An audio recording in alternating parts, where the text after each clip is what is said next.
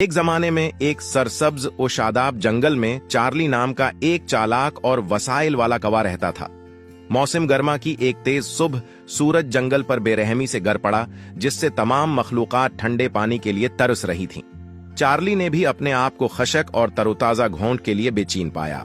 Charlie पानी के mamba की तलाश में एक दरख्त से दूसरे दरख्त तक उड़ता रहा, लेकिन उसकी कोशिशें रायगां गईं। उसके परों को भारी महसूस हो रहा था और उसका हल्क हर गुजरते लम्हे के साथ खशक होता जा रहा था। जैसे ही उम्मीद दम तोड़ रही थी, इसकी तेज निगाहों ने एक दरख्त के नीचे मट्टी के एक छोटे से बर्तन को देखा। बर्तन के अंदर पानी था, लेकिन चार्ली तक पहुंचने के लिए यह बहुत कम था। होशियार कुएं ने अपने अख्तियारात पर गौर किया। उसने एक छोटा कुनकर उठाया और बर्तन में गिरा दिया। पानी की सतह कुदरे बढ़ गई, लेकिन उसके पीने के लिए काफी नहीं। बेखौफ चार्ली ने मजीद कंकरों की तलाश शुरू कर दी। एक एक करके इन्हें बर्तन में गिरा दिया। जैसे जैसे हर कंकर शामिल किया गया, पानी की सतह कुदरे बुलंद हो गई। चार्ली के अज़म और इख्तिराई सोच का नतीजा निकला।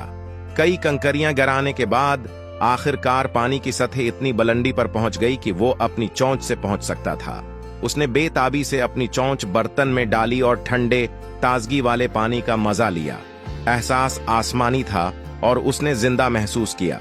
अपनी कामयाबी से बहुत खुश, चार्ली अपनी दरियाफ्त को अपने पास नहीं रख सका। उसने अपना होशियार हल जंगल के दूसरे जानवरों के साथ शेयर किया। खबर तेजी से फैल गई और जल्द ही दौर दराज से जानवर मट्टी के बर्तनों की तरफ लपके अपने अपने कंकर लेकर आए। वो भी चार्ली का तरीका इस्तेमाल करके अपनी प्यास बुझाने में कामयाब हो गए। जैसे जैसे दिन गुजरते गए, मट्टी के खाली बर्तन जानवरों के दरमियान ताआवन और इत्तिहाद की अलामत बन गए। इन सब ने पानी की सतह को बरकरार रखने के लिए मिलकर काम किया, इस बात को यकीनी बनाते हुए कि गर्मी के शदीद दिनों में हर एक को पानी तक रसाई हासिल हो। चार्ली की होशियारी और सखावत ने उसे पूरी जंगल बरादरी की इज्जत और तारीफ हासिल की।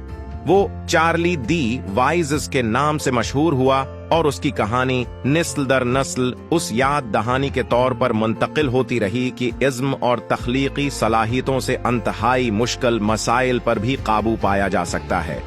और उस तरह पियासा कौवा जिसने कभी मुसीबत का सामना किया था, उसे अपनी और अपनी साथी मखलूक के लिए जिंदगी को बेहतर बनाने के मौका में तब्दील कर दिया था। वसाइल की उसकी विरासत और इज्तिमाई जज्बा जिंदा रहा। ये साबित करता है कि बाज औकात सबसे कीमती हल सरासर आसानी और दूसरों की मदद करने की ख्वाहिश के जरिए तलाश किए जा सकते हैं।